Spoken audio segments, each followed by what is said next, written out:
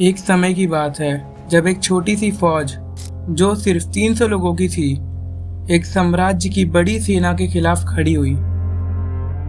हर कोई सोच रहा था कि उनकी हार तय है, लेकिन उनके पास एक ऐसा रास्ता था जो ताकत से भी कई ज्यादा पावरफुल था, और वो था सोच और षड्यंत्र रचने की ताकत। ये है सुन त्सू की द आर्ट ऑफ वॉर की कहानी, जो सिर्फ जंगों के लिए नहीं, लाइफ और बिजनेस और करियर में काफ़ी काम आती है।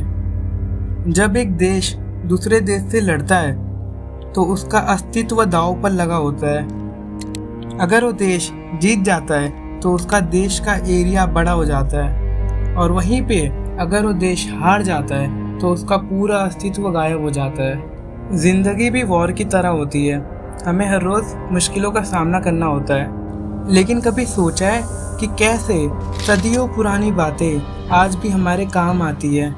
कैसे आप इस बुक का यूज़ करके अपने बिजनेस और पढ़ाई में आने वाली मुसीबतों और अपनी लाइफ की मुश्किलों को हल कर सकते हैं। असली जीत ताकत से नहीं बल्कि सोच और ध्यान से जीती जा सकती है। द आर्ट ऑफ वॉर एक ऐसी मास्टरपीस किताब है जो 250 साल पुरानी है, लेकिन इसके प्रिंसिपल्स और लेसन्स आज भी जीवन के हर पहलू पर असर डाल सकते हैं। वीडियो के एंड तक रुकना, ये वीडियो आपको ऐसा कुछ सिखा देगी जो शायद आपको सीखने में 5 से 10 साल वेस्ट करने पड़ते। Sacrifices and commitment. एक ऐसा आदमी जिसके लिए कुछ किलोमीटर भी दौड़ना एक बहुत बड़ा स्ट्रगल लगता था। अक्सर ट्रेनिंग के वक्त उसे एक ख्याल आता था, क्या मैं कर सकता हूँ?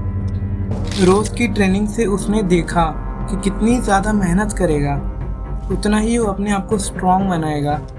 हर दिन की ट्रेनिंग, चाहे वो थोड़ी क्यों ना हो, उसे एक नया कॉन्फिडेंस देती। इस तरह धीरे धीरे एलियूड किपचॉग अपने कंफर्ट जोन को तोड़ते हैं। जब उन्होंने मैराथन की तरफ अपना कदम बढ़ाए तो उन्होंने सिर्फ मैराथन ही नहीं जीता, उसके साथ ही आज तक का सबसे जल्दी 2 hours and 1 second में मैराथन कंप्लीट करने का वर्ल्ड रिकॉर्ड भी बना लिया। हर बड़ा गोल एक प्राइस के साथ आता है। जितना बड़ा आपका गोल उतना ही ज़्यादा आपको अपना कंफर्ट जोन सेक्रीफाइस करना पड़ेगा।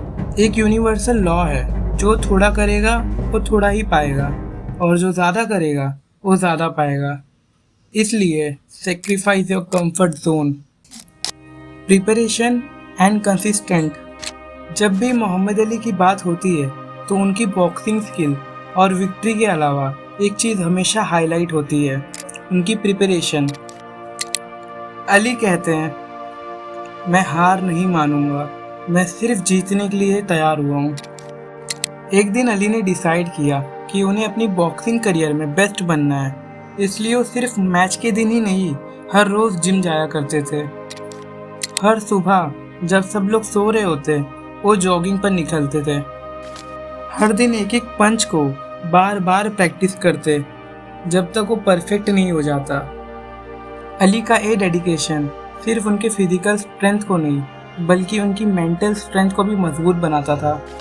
हर ट्रेनिंग का सेशन एक बैटल फील्ड की तरह होता, जिसमें वो हर बार अपनी पावर की लिमिट तोड़ते।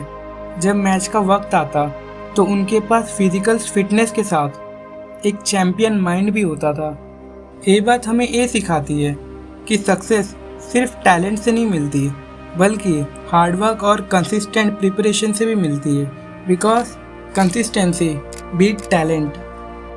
सुन त्सू के सोल्जर की तरह अली ने भी अपनी जीत के लिए रोज़ाना मेहनत और प्रिपरेशन की थी, जो उन्हें दुनिया का बेस्ट बॉक्सर बना गया।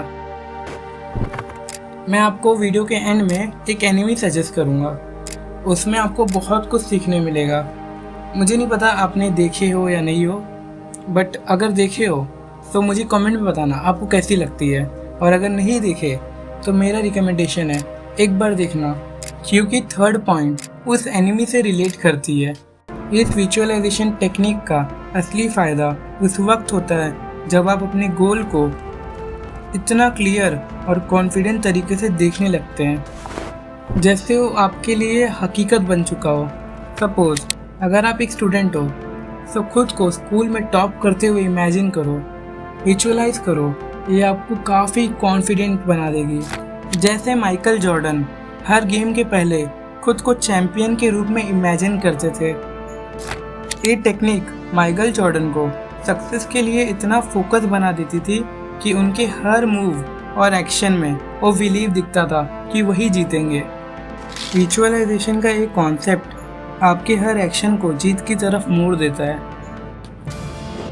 आप भी इमेजिन कीजिए, जब आप अपने दिमाग में अपनी जीत को देख रहे होते हैं तो आपकी स्ट्रगल एक मिशन बन जाती है और आपको एक कॉन्फिडेंस आता है उसे करने का, उसे रियल में अचीव करने का।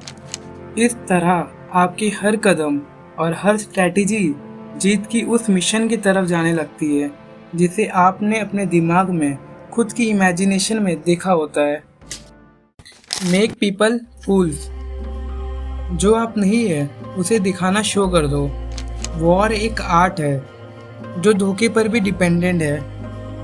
ऐसा खेले जैसे बिल्ली चूहे के साथ खेलती है।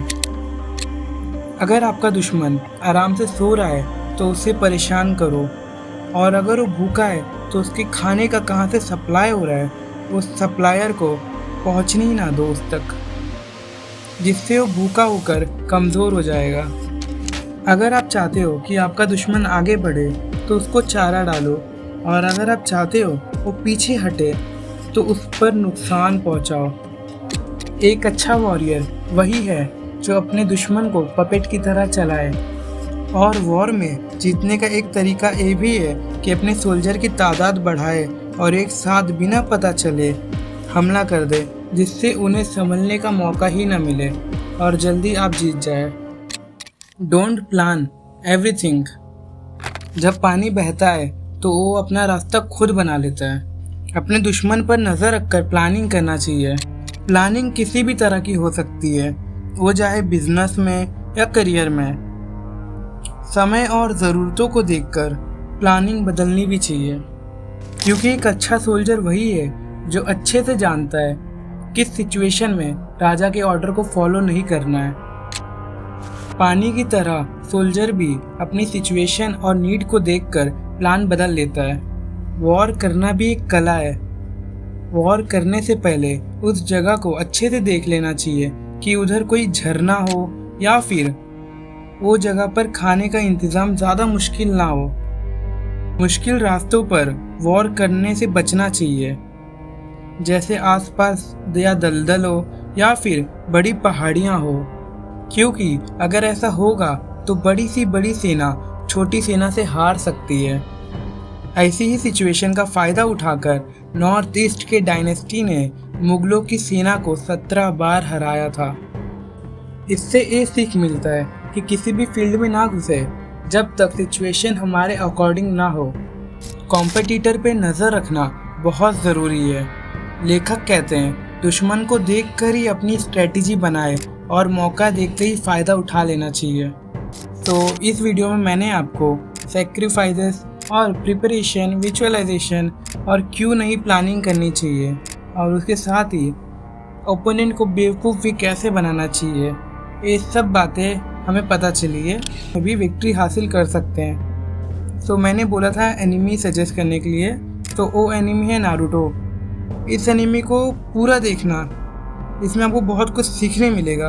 और अगर आपने देखे हो तो नीचे कमेंट कर देना उनके लिए जो अभी तक नहीं देखे हैं, तो उनको आइडिया हो जाएगा कैसी एनिमी है। और वीडियो में कमेंट भी कर देना कि नेक्स्ट वीडियो किस टॉपिक पे मुझे बनाना चाहिए। तो थैंक यू।